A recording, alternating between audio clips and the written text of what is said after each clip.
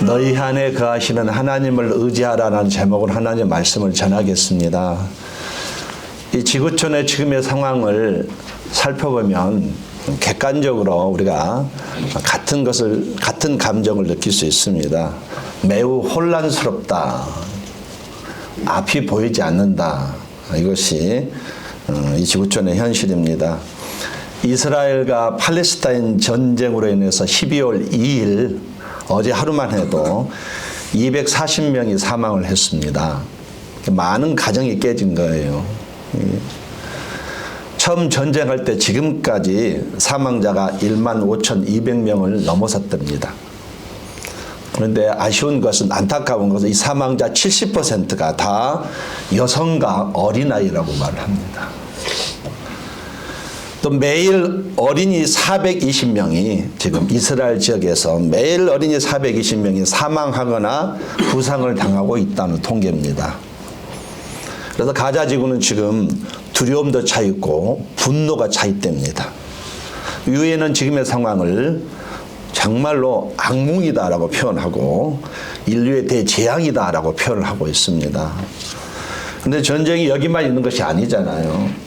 우크라이나가 얼마 전에 러시아의 수도 모스크바를 공격했답니다. 전쟁이 더 커질 수 있는 가능성이 생긴 것이에요. 우크라이나 전쟁으로 해서 지금까지 작년 올 8월 달까지 한번 통계를 했을 때에 50만 명이 사망을 했습니다. 두 전쟁으로 인해서 지금 이 지구촌은 매일 수십 명이 죽어가고 있다는 사실이에요. 이 지구촌은 지금 전쟁의 위협과 또 전쟁이 없는 지역은 테러의 위협에 시달리고 있습니다. 한마디로 이 지구촌은 미래가 보이지 않는 지구촌인 것이에요. 이것뿐만이 아닙니다. 우리가 다 매스컴퓨터에서 들은 것은 세계 곳곳에서 계속 지진이 일어나고 있습니다. 점점 지진의 횟수가 많아지고 강도가 높아지고 있습니다. 이건 막을 수가 없어요. 돌아가지 않습니다. 계속 더 커진다는 것이에요. 가뭄과 홍수가 느닷없이 생기기도 합니다. 폭염이 발생해서 느닷없이 사람들이 죽어가고 있습니다. 자연재해로 해서 너무나 많은 사람들이 삶의 터전을 잃어버렸고 고통을 당하고 있고, 지금도 이 자연재해로 해서 많은 사람이 죽어가고 있는 것이 이 지구촌의 현실입니다. 우리가 다 아는 사실이에요. 또 한쪽에는 어느 쪽에는 기근이 심해서 먹을 것이 없어서 하루에 4만 명 이상이 죽어가고 있는 지역이 바로 아프리카 지역입니다. 이것뿐만이 아닙니다. 이 지구촌에는 지금 과학이 발달했지만 새로운 전염병이 날마다 생겨나고 있답니다. 이 새로운 전염병이 너무나 빨리 종류가 발생하고 있어서 아무리 백신을 개발하고 치료법을 연구해도 신종 바이러스가 생겨나는 속도가 더 빠르기 때문에 이젠 의학이 감당할 수가 없답니다. 이게 의학계의 통계예요. 그 전염병이 전쟁보다 더 무섭다고 말을 합니다. 왜 그러냐면은 전염병은요, 순식간에 수많은 사람들이 목숨을 잃기 때문입니다. 이건 사실이에요. 만들어낸 얘기가 아닙니다. 전염병은 사람이 정복할 수 없는 재앙의 수준이 이루었다. 이것이 지금 의학계의 통계입니다. 여러분 받아들이시기 바랍니다. 이 지구촌의 전염병은 이제 의학계의 통계를 할 수 없는 재앙의 수준이 이루었다. 이것이 이 지구촌의 현실이라는 얘기예요. 더 무서운 것은요, 매년 이 전염병으로 해서 이 지구촌은 100만 명 이상이 죽어가고 있답니다. 지구촌은 지금 전염병과 전쟁을 심각하게 하고 있다는 사실이에요. 물론 우리는 미국에 살아서 우려 혜택이 있다 보니까 안전한 것 같은데, 다른 나라는 정말로 참혹하다고 말을 할 수가 있습니다. 이 지구촌은 또 이것으로 끝나지, 이제는 이 지구촌은 인간미도 사라져 버렸습니다. 개인주의가 너무 팽배해져 버렸습니다. 그래도 몇 년 전까지만 어느 민족이 어려움을 당하면은 서로 도와주는 모습이 그래도 있었거든요. 이제는 거의 그렇지 않습니다. 다른 나라가 어려움을 당하면 상관이 없어요. 나는 내 나라만 잘 지키고 내 나라만 안심하면 된다. 특별히 미국이 지금 그렇게 가고 있는 것이에요. 개인주의가 너무 꽉 차 있습니다. 이 지구촌은 이제 인간미가 완전히 사라진 것처럼 보이는 것이, 우리는 지금 이런 시대에 살고 있습니다. 이렇게 혼란스럽고 혼탁하고 미래가 불투명한 세상에 우리는 지금 살아가고 있습니다. 그래서 이 지구촌은요, 이제는 나 혼자서는 살아갈 수가 없는 그런 시대에 살고 있는 것이에요. 무언가를 붙들어야만 하는 시대에 살고 있습니다. 우리가 무엇을 붙들어야 하겠습니까? 어떤 사람은 돈을 의지하라고 말을 합니다. 물질이라는 것은 세상에 꼭 필요합니다. 이 물질이 없으면 불행하게 되는 것이 이 세상의 구조는 맞습니다. 세상에서 돈은 힘이 있습니다. 위력이 있고요. 돈이 많은 일들을 해내기도 합니다. 그러나 분명한 것은 이 돈은 한계가 있다는 것이에요. 우리가 코로나 팬데믹 때에 많은 돈 가진 사람들이 할 수 있는 것은 아무것도 없어 그저 속수무책이 이 전염병이 끝나기까지 기다리는 것이 전부였다는 사실이에요. 물질은 분명하게 한계가 있다는 얘기입니다. 이 물질에 나의 삶을 맡길 수는 없는 일이에요. 또 어떤 사람은요, 뛰어난 무당을 의지하기도 합니다. 코로나 팬데믹 때에 여러분 아시죠? 무당집이 번성을 했다는 것을요. 미아리 어디에 가면은 정말로 이런 플랜카드가 걸려 있답니다. 교회에 오신 분은 50% 할인해 줍니다. 이게 플랜카드가 걸려 있대요. 정말이에요. 어떤 사람들은 무당에게 묻고 운운하고 압류를 생각하고 그렇게 무당을 철저하게 의지하고 살아갑니다. 그러나 분명한 것은 무당이 나의 미래까지는 책임져주지 못하는 것입니다. 우리가 어떻게 귀신에게 나의 삶을 맡길 수가 있겠습니까? 말이 안 되는 일이잖아요. 우리를 얼마든지 도울 수 있고 보호할 수 있으며 나의 미래를 인도할 수 있는 존재, 이분에게 나의 인생을 맡기고 이분을 의지할 때 우리는 소망이 있는 것이에요. 나의 모든 것을 아시고 또 모든 것을 해줄 수 있으신 분, 바로 하나님께 나의 삶을 맡길 때에 그때 우리 인생은 아무리 미래가 불투명해도 바르게 정확하게 힘있게 갈 수 있는 것입니다. 시대를 거슬러서 연어가 물살을 거슬러 올라가는 것처럼 시대를 거슬러서 하나님을 의지하게 되면 우리는 아무리 어려워도 바르게 갈 수 있다는 것입니다. 삶을 맡길 수 있는 존재는 오직 하나님밖에 없다고 성경은 우리에게 강조합니다. 저와 여러분 남은 인생 하나님만을 의지하셔야 돼요. 그때 내 삶이 비교적 순탄하고 성공적으로 갈 수 있습니다. 우주가 무너져도 우주가 박살이 나도 내가 하나님만을 의지하고 있다면 나는 안전하다는 것입니다. 우리가 하나님을 의지하면 하나님께서 가만히 계시지 않아 분명히 복을 주십니다. 어떤 복을 주실까요? 오늘 본문 너희 안에 거하시는 하나님을 의지하라고 말합니다. 정확하게 말씀드릴게요. 하나님이 계신 장소가 내 안이랍니다. 너희 안에 거하시는 하나님을 의지하라고 주님이 매우 강력하게 말씀하셔요. 삶이나 문제를 너희 안에 거하신 하나님께 맡기라, 의지하라. 이걸 매우 강하게 얘기하고 강한 어조로 말하고 있습니다. 4절 말씀, 내 안에 거하라, 나도 너희 안에 거하리라.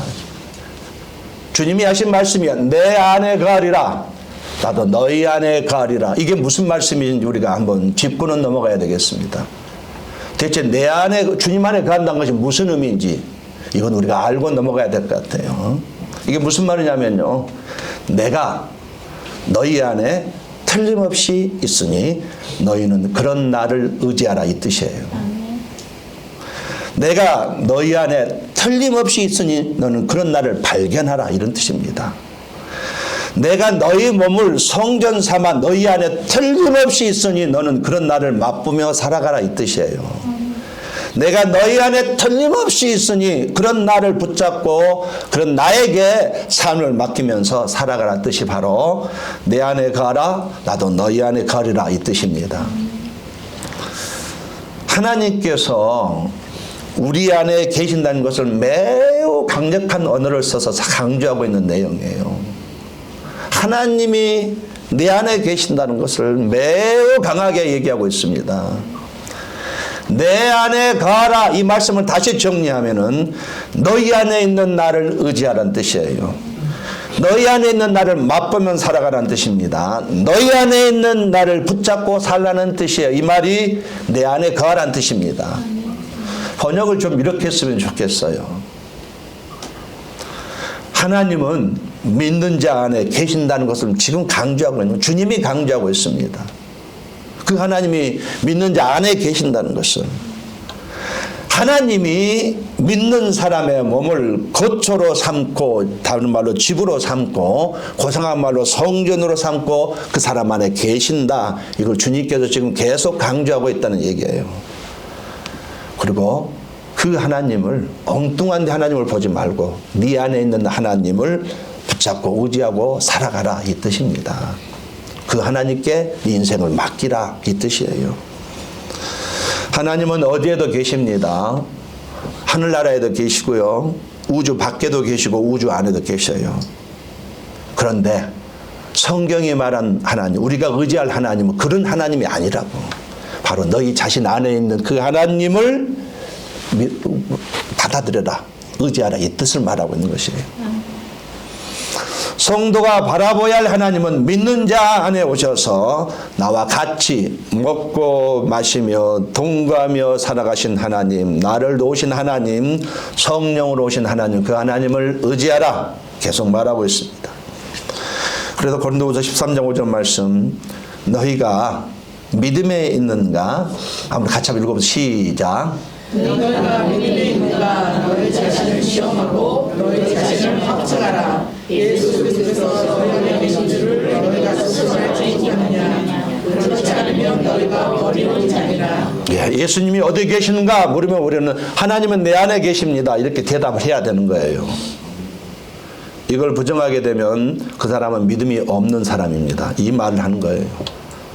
하나님이 어디에 계시면 그러면 내 안에 이렇게 확증하라고, 분명히 믿으라고 말한 것이에요. 이것은 무슨 이론도 아니고 전설 따라 삼천리도 아니란 얘기예요. 실제 사건이란 얘기예요.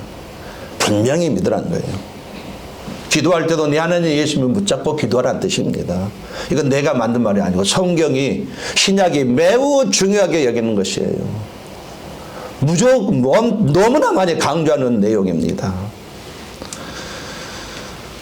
5절 말씀에 나를 떠나서는 너희가 아무것도 할 수 없음이라, 주님이 말씀하셨습니다. 나를 떠난다는 것은요, 무슨 의미냐면 내 안에 거하시는 하나님을 인식하지 않는 것을 말하는 겁니다. 하나님을 떠난다는 얘기는요, 내 안에 거하시는 하나님을 인식하지 않고 영적으로는 아무것도 할 수 없다, 이 뜻이에요. 하나님이 내 안에 계심을 인정하지 않는다면 그 사람은 할 수 있는 것이 아무것도 없다, 영적인 삶 아무것도 없다는 걸 말하는 겁니다. 하나님이 내 안에 계심을 받아들이라, 이 뜻이에요. 인정하라는 뜻이에요. 이건 이론이 아니다고, 실제 사건이니까, 사실이니까 이걸 받아들이라 말합니다. 하나님이 내 안에 계시는구나, 이렇게 인정하는 자와 함께 하나님은 일하시고 그 사람과 같이 하나님 나라를 세워 가신다는 얘기예요. 하나님이 지금 내 안에 계신다는 것을 매우 강조합니다. 그것도 주님이 직접적으로 강조하고 있다는 사실이에요. 천지를 창조하시고 모든 문제를 해결하신 그 하나님, 어떤 병도 고치시는 하나님, 전지전능하신 하나님이 지금 내 안에 계신답니다. 이게 성경의 매우 강조점이에요.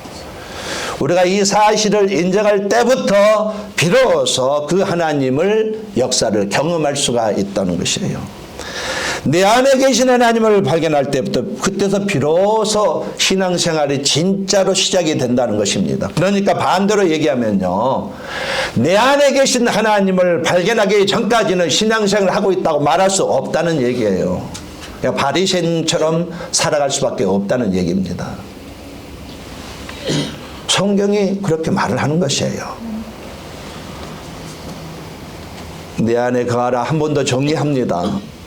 이 말씀은 너희 안에 있는 나를 의지하라는 뜻입니다. 위치가 분명해요. 하나님이 계신 장소, 어디 계신 하나님 의지하는 장소 분명합니다. 너희 안에 있는 나를 맛보며 살아가라. 너희 안에 있는 나를 붙잡고 살라는 말씀이 바로 내 안에 거하라, 이 말씀입니다. 신앙생활을 초점 없이 방향 없이 하는 사람들이 얼마나 많은지 몰라요. 주님이 내 안에 계심을 인정하는 것, 내 안에 계신 하나님께 초점을 맞추는 것, 이것이 우리 신앙생활 가운데 반드시 정립돼야 돼요. 내 안에 거하라는 너희 안에 있는 하나님을 의지하는 말입니다. 할렐루야.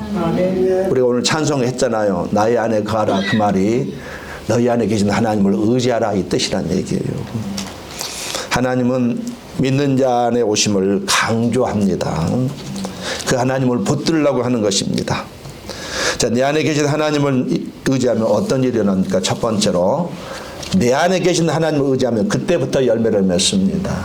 열매의 시작점은요, 내 안에 계신 하나님을 발견할 때부터 열매를 맺는 것이에요. 성령의 열매든지 복음의 열매든지 이 의식을 갖고 신앙생활할 때 열매를 맺을 수 있는 기본 자세가 된다는 얘기예요. 5절 말씀, 나는 포도나무요 너희는 가지니 저가 내 안에 내가 저 안에 있으면 이 사람은 과실을 많이 맺나니 나를 떠나서는 너희가 아무것도 할 수 없음이라. 저가 내 안에 내가 저 안에 있으면 과실을 많이 맺는다 이 말씀입니다. 내 안에 계신 하나님을 인정할 때에, 받아들일 때에, 그분을 발견했을 때에, 그분은 의지할 때에, 네 안에 계신 주님을 붙들 때 우리는 열매를 맺게 된다 이 뜻이에요. 포도나무 가진 우리가 붙어 있어야 할 포도나무는 네 안에 계신 예수 그리스도랍니다. 우리 한번 하겠습니다. 하나님이 내 안에 계십니다. 분명히 고백해야 돼요. 부끄러움 없이 당당하게 고백해야 됩니다. 마귀 앞에서 정확하게 선포해야 됩니다. 네 안에 계신 하나님을 인정하지 않는다면 영적인 일을 할 수 없습니다. 열매를 맺을 수가 없습니다. 맺지 않습니다. 내가 아무리 노력 맺을 수가 없습니다. 주님 안에 거할 때에 영적인 일들을 할 수 있습니다. 내 안에 계신 하나님을 의지할 때 열매를 맺습니다. 나를 떠나서는 너희가 아무것도 할 수 없습니다. 여기도 주님을 떠난다는 의미는 어떤 의미입니까? 한 번 더 말씀하신다는 것은 하나님이 내 안에 계심을 인정하지 않을 때에, 내 안에 거하신 하나님을 의지하지 않을 때에, 내 안에 계신 주님을 붙이지 않을 때, 그때는 우리는 하나님을 떠난 것으로 표현하고 있다는 얘기예요. 그러니까 무슨 얘기냐면요, 오늘 설교의 포커스는 다른 거 없습니다. 하나님이 내 안에 계신다, 이걸 인정하라는 뜻이에요. 이게 설교의 오늘 설교의 처음 시작이고 과정이고 결론입니다. 여러분이 오늘 이 설교 말씀을 다 들었을 때, 이문 나눌 때 이걸 꼭 기억하고 가셔야 돼요. 아, 하나님이 내 안에 계시구나. 기억하면 감사하고 더 감사할 이거를 성령의 조명을 받아서 내 말을 와닿는다면 금상첨화입니다. 오늘 설교는 이것을 말하고 있는 것이에요. 이 말을 계속 반복하는 것이에요. 내 안에 거하신 하나님을 맛보면서 가지 않으면 우리는 하나님 말씀, 하나님의 뜻을 실천하는 일이 불가능한 것이에요. 사랑의 열매를 맺을 수가 없습니다. 내 안에 거하신 하나님을 붙들지 않고서는 죄와 싸울 힘도 없습니다. 매일 죄에게 눌려 살게 돼 있어. 매일 죄를 반복해서 짓습니다. 또 죄를 이길 수도 없는 것이에요. 내 안에 거신 하나님을 의지하지 않으면 진리를 따라갈 수가 없습니다. 내 안에 거신 하나님을 발견할 때는 원수도 용서가 가능합니다. 내 안에 거신 하나님을 붙들 때에 영적으로 육적으로 음란함이 있거든요. 그것을 그 나쁜 것에서 빠져나올 수가 있습니다. 그때 악한 영들을 분별하고 이길 수가 있는 것입니다. 신앙의 열매를 맺습니다. 내 안에 계신 하나님을 내가 맛보게 될 때에 인내가 생기는 것이에요.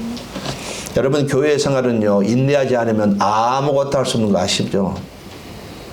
처음부터 끝까지 참아야 돼요. 교회 생활은 그렇습니다. 처음부터 끝까지 참아야 돼요. 마지막 순간까지 참는 거거든요. 근데 이러려면은 내 안에 계신 하나님을 맛볼 때에 그 힘이 생기는 것이에요. 머리로는 인내는 아닙니다. 내 안에 계신 하나님을 맛볼 때에 진짜로 십자가를 질 수 있습니다. 저와 여러분이 하나님의 영광을 돌리시거든요. 십자가를 지기 전까지는 하나님의 영광이 나타나지 않습니다. 십자가를 지기 전까지 나의 삶을 통해 하나님의 영광은 드러나지 않는데 이 십자가를 지려면 내 안에 거신 하나님을 볼 줄 알고 느낄 줄 알고 맛볼 줄 알고 경험할 줄 알아야 된다는 얘기예요. 우리에게 이런 현상들이 아직까지도 나타나지 않은 것은 지금까지도 나타나지 않은 것은 내가 내 안에 있는 하나님 아직 맛보는 것이 없기 때문에 수박 겉만 핥기 때문에 그런 것이에요.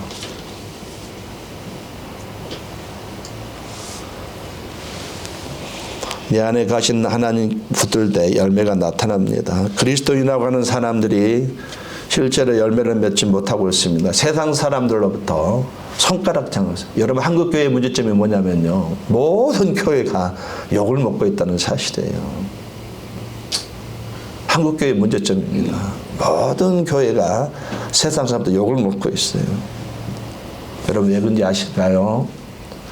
그 모든 개개인 성도가 자신 안에 계시는 그 십자가 지신 예수님이 자신 안에 와 있다는 것을 인정하지 않기 때문에 그래서 그런 것입니다. 내 안에 계신 하나님을 맛보지 못하는 삶을 살아간다면 우리는 열매를 맺을 수 없습니다. 여러분 안에 계신 하나님을 날마다 느끼시기를 예수님의 이름으로 권면을 드립니다. 아멘. 특별히 예배 시간에는 정말로 이번을 느끼고 가셔야 돼요. 이분을 나설 때에 내 가슴에 감동이 있어야 됩니다. 만약에 이것이 없으셨다면 나는 오늘도 예배 시간에 수박 겉만 핥고 가는구나. 그렇게 본인을 분명히 본인을 거기 판단하셔야 되는 것이에요. 예배는 형식이 아닙니다. 이론이 아니에요. 예배는 느낌입니다. 느낌. 이것이 우리 장로님 오늘 기도하실 때 분명히 거기에 임재가 있게 해달라고. 오늘 예배 가운데 임재, 네 안에 계신 예수님 맛보는 것이 있게 해달라고. 이게 오늘 기도, 대표 기도 아니었습니까? 자, 두 번째로 네 안에 계신 하나님을 의지하면 마음이 건강해집니다. 우리의 마음의 상처들이 있다. 이걸 치료해주고 건강할 비결은요. 마인드 컨트롤이 아니고 하나님을 맛볼 때 금방 상처가 치료돼 마음이 건강해진다는 얘기예요. 사람은 내면이 건강해야 삶이 건강하고 삶이 건강해야 이 세상이 내면이 건강해 삶이 건강해지는 것입니다. 마음이 건강하는 것이 먼저예요.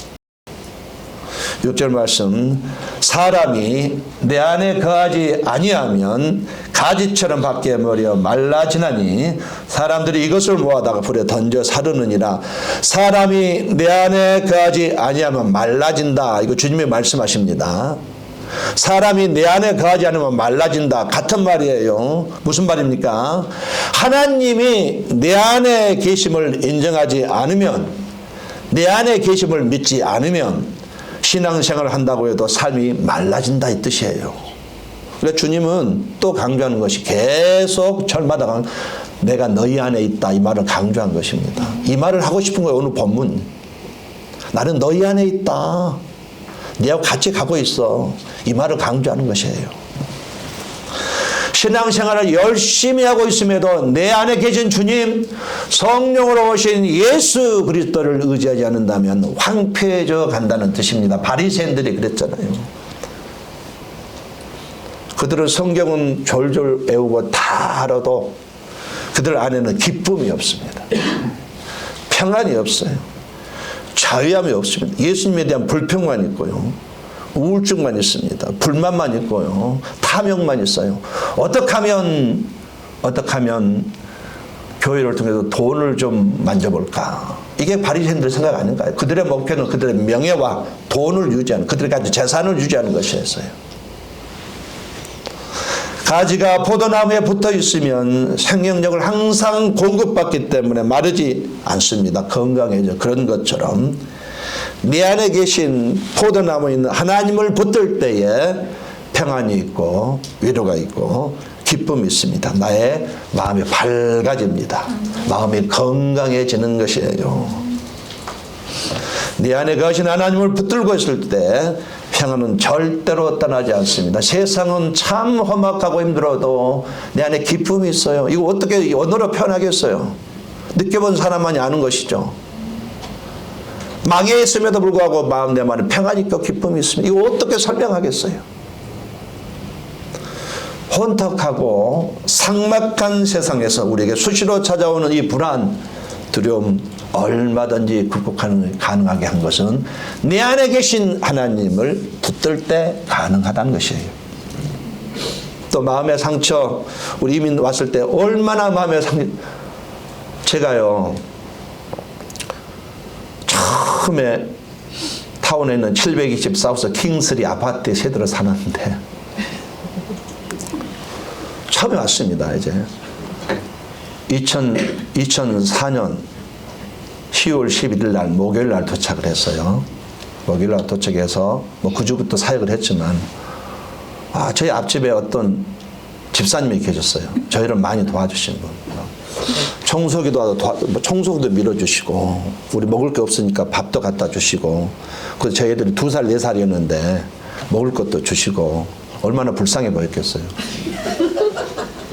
이불도 없었는데요. 아파트에 아무것도 왔거든요. 무턱대고 왔는데 이불도 없죠. 밥도 그냥 아무것도 없어요. 그래서 우리 한 3일 동안 뭘 해야 되나 멍해 있었거든요. 그런데 어느 날 갑자기 앞집에 있는 집사님이 턱 오셔가지고 청소를 막 밀어주시고 집으로 오라고 삼겹살도 구워주시고 그래서 우리가 숨통이 트였습니다. 근데 그분이 하는 말이 저에게 목사님 저는 미국에 와서 목사한테 사기를 당했습니다. 첫 말이 이거였어요. 목사한테 상처를 너무 받았습니다. 목사님은 그렇게 살지 마세요. 이렇게 진짜 그렇게 말했습니다. 무슨 말이냐면은 저도 그렇지만 모든 사람들이 이민사에 오는 너무 깊은 상처들이 다 있다는 얘기예요. 이거 씻어지지가 않습니다. 그래서 사람 만나면요 이렇게 봅니다. 이렇게. 저것이 또 뭘 사기치지 않을까? 좋게 보자. 이게 모든 사람, 저도 그렇고요. 근데 이게 이 상처가 없어져야만 내가 건강해지고 웃음이 오는데 이 상처를 어떻게 치료하냐면요. 마인드 컨트롤 되지 않아요. 정신과 가서 치료 않습니다. 내 안에 계신 하나님을 딱 한 번 맛보면 이 상처가 치료돼. 하나님이 계시구나. 나를 사랑하는 하나님이 내 안에 계시구나. 이 하나만 경험하게 되면 상처는 씻은 듯이 나아간다는 얘기예요. 오늘 본문이 그걸 말하고 있습니다. 네 안에는 상처가 있습니다. 자신감이 떨어져가지고 주춤거릴 때 한두 번이 아니에요. 그러나 성령님이 만져주신다면요 얼마든지 치료가 되고 당당해질 수 있다는 것이에요. 포도나무인 예수님께 붙어있을 때만 가능하다는 얘기예요. 하나님이 내 안에 계심을 인식하게 되면 마음부터가 달라지고 건강해지는 것입니다. 여러분 상처가 생길 때마다 십자가 앞에 나가시기를 예수님의 이름으로 권면을 드립니다. 자, 여기까지 첫 번째, 네 안에 계신 하나님을 의지하면 비로소 영적인 열매를 맺습니다. 두 번째로 내 마음이 건강해져요. 바른 말, 고운 말을 할 수 있습니다. 마지막 세 번째로 네 안에 계신 하나님을 붙들 때에 기도 응답이 오기 시작합니다. 기도 응답의 시작은 내 안에 계신 하나님을 붙들 때에 그때 기도 응답. 기도를 했음에도 응답을 받아야죠. 하늘의 문이 열려야 될 거 아니에요. 7절 말씀, 너희가 내 안에 거하고 내 말이 너희 안에 거하면 무엇이든지 원하는 대로 구하라. 그리하면 이루리라. 너희가 내 안에 거하고 또 주님이 강조하셔요. 이 7절에도 매절 강조, 너희가 내 안에 거하라. 또 하고 있어요. 다시 한번 말하면 이 말이 무슨 말이냐면은 너희 안에 계신 하나님을 의지하라 이렇게 바꿔야 되는 거죠. 이 뜻이에요. 그러니까 주님은 또 강조합니다. 내가 너희 안에 있다. 우주를 창조한 하나님이 내가 너희 안에 있다. 너희 몸을 성전 삼아 살고 있다. 이건 절대 이론이 아니고 실제 팩트다. 진리다. 이거 계속 말하고 있는 것이에요. 기도에 대해 매우 강조하신 주님이 응답받는 기도의 비법이 무엇인지를 분명하게 가르쳐 줍니다. 무슨 말이냐? 내 안에 계신 하나님을 붙들고 기도할 때에 기도 응답이 있다. 막 방언한다고 해서 응답된 게 아니고요. 한마디를 하더라도 주여 나 좀 살려주세요. 이 한마디로 내 안에 계신 예수님을 붙들고 기도하면 그 역사가 일어난다는 얘기입니다. 내 안에 계신 예수님을 보게 되면 기도줄은 잡히게 되어 있습니다. 기도에 집중이 되고요. 기도가 진지하게 됩니다. 기도를 오래 해도 지치지 않습니다. 대통령과 대화하는 것은 대단한 것입니다. 그런데 우리는 얼마든지 주님과 대화할 수 있습니다. 얼마든지 주님과 교제하고 그 주님께 나를 삶을 맡기고 주님이 해결해 주신 것을 경험하며 살 수 있어요. 어느 누구 모든 그리스도인에게 공일하게 적용됩니다. 언제? 네 안에 계신 주님을 붙들고 기도할 때 그 일이 일어날 수 있습니다. 어려운 게 아니란 얘기예요. 기도할 때 하나님은 나의 짐을 져주십니다. 오늘 내가 가지고 있는 이 짐, 기도할 때 하나님은 나의 아버지시거든. 나의 죄의 짐, 지금 죄가 있어가지고 이 죄책감 때문에 삶이 고달퍼요. 힘들어요. 그러나 하나님 앞에 나가서 기도하면 이 죄의 짐도 가볍게 풀어주십니다. 하나님은 나를 원하시지 죄를 보지 않습니다. 이게 하나님의 사랑이에요. 내가 아무리 큰 죄를 져도 하나님은 나를 보셔요. 날마다 우리 짐을 지시는 주곧 우리의 구원이신 하나님을 찬송할지로다. 무슨 짐이든지 날마다 내 대신 져주신대요. 세상에서 환난과 고통을 당하는 자녀들을 절대로 외면하지 않으신다는 뜻입니다. 세심하게 돌보아 주신대요. 어려움을 극복하도록 힘을 주십니다. 언제? 네 안에 계신 예수님을 붙들고 기도할 때에. 어디에 계신 하나님? 네 안에 계신 하나님을 붙들고 기도할 때에. 주님은 지금 이걸 강조해요. 또 말합니다. 예수님이 네 안에 계시다고 또 강조하신 것이에요. 이걸 기억하라고. 지금 못이 박히도록 말씀하고 있어요. 단어마다 이 말을 계속 강조하고 있습니다. 이것이 너무 중요하기 때문에. 여러분 중보기도를 하면 기쁨이 있습니다. 할렐루야. 아멘. 여러분 참 중보기도를 하면 기쁨이 있어요. 내가 저 사람 이렇게 이거 정말 대단한 거거든요. 누군가를 위해서도 기도할 때에 기쁨이 있는 것은 왜 그러냐면 방향이 불명하기 때문에. 기쁨으로 할 수 있는 것은 내 안에 계신 예수님 붙들고 기도하기 때문에 그게 가능하다는 얘기예요. 성경은 우리에게 깨어있으라고 말합니다. 근신하라 깨어라 너희 내적 마귀가 우는 사자같이 두루 삼킬 자를 찾나니. 깨어란 말이 무슨 의미냐면요, 정확하게 말씀드릴게요. 하나님이 네 안에 계심을 인식하라는 뜻입니다. 이 말 뜻이에요. 깨어란 말은 하나님이 내 안에 계심을 인식하라고 생각하라 이 뜻입니다. 이걸 깨어라 하는 말이에요. 이걸 잊어버리면 나는 잠자고 있는 거예요. 영적으로. 하나님이 내 안에 계심을 잊어버리면 나는 영적으로 잠을 자고 있는 것입니다. 우리는 내 안에 계신 하나님을 오늘도 바라보면서 사는 존재입니다. 그래서 우리는 필요합니다. 아침마다 처음 일어났을 때 하는 이런 선포기도가 매우 중요해요. 하나님이 내 안에 계신다. 이런 선포기도. 한번 따라해서 하나님이 내 안에 계신다. 예, 주님은 이런 기도를 요구하고 계셔요. 쑥스러운 게 아닙니다. 당당하게 선포해야 돼요. 하나님이 내 안에 계신다. 이렇게 선포하고 나가면 그날 하루의 영적인 초점이요 세상으로 가지 않습니다. 참 신기한 일이에요. 계속 하나님이 내 안에 계시면 인식하고 어려울 힘들 때 그게 기도하게 되고 그렇게 되는 것입니다. 이 선포 기도는요 내 마음의 시선을 분명하게 예수님 쪽으로 돌려놓습니다. 말씀에 결론을 맺겠습니다. 우리 신앙생활의 문제점은 뭔지 아십니까? 믿는 자 안에 계시는 하나님을 인정하지 않는 것이 문제랍니다. 이게 큰 문제래요. 이것을 건성으로 여긴답니다. 이게 문제랍니다.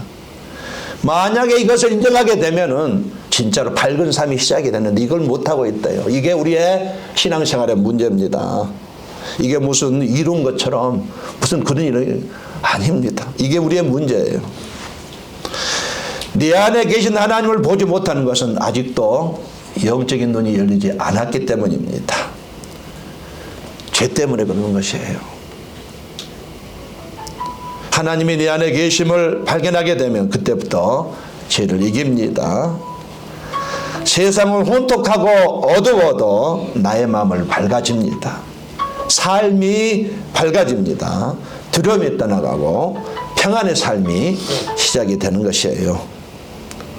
주님은 우리에게 말씀하시면 나의 안에 가라고 말씀하고 계세요.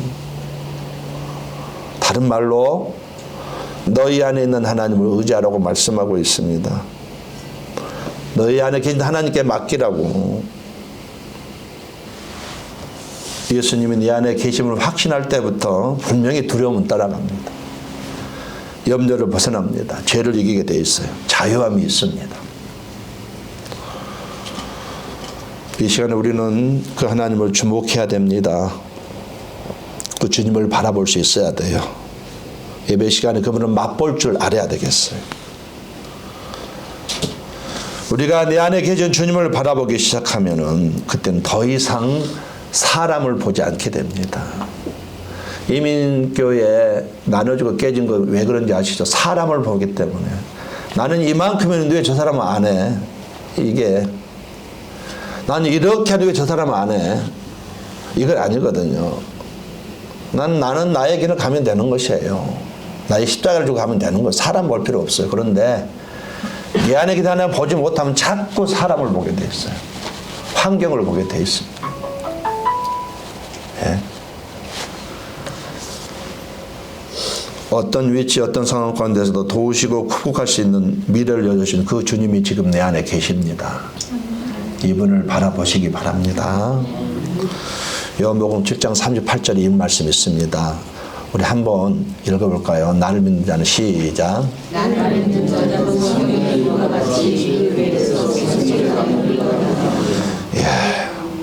이 나를 믿는 자는 뭔가 또 말씀드릴게요. 네 안에 계신 하나님이 있다는 것을 믿는 거. 이 인정을 말하는 것이에요. 하나님이 우주에 있는 하나님이 아니고 지금 네 안에 계신 하나님을 인정하게 되면은 그렇게 살게 되면 그 하나님이 역사합니다. 성령의 감동이 나를 통해서 퍼져나가게 되는 이 말을 하는 것이에요. 오늘의 포커스는 다른 거 없습니다. 딱 한 가지. 하나님이 내 안에 계시면 이것을 오늘 여러분 인정하고 가면 될 것 같아요. 할렐루야. 이건 이론이 아니고 실제 사건입니다. 어디에 있든 간에 하나님이 내 안에 계시구나. 어떤 어려움에 처해도 하나님이 내 안에 계시구나. 심지어 내일 죽을 수 있는 사망 선고를 받아 질병이 걸렸다 할지도 하나님이 내 안에 계시구나. 이것을 잊지 않고 살아가야 됩니다. 그때 우리는 남은 인생을 승리하며 살아갈 수 있습니다. 여러분에게 하나님을 의지하고 사시다가 천국에 돌아가시기를 예수님의 이름으로 권면을 드리겠습니다. 기도하겠습니다.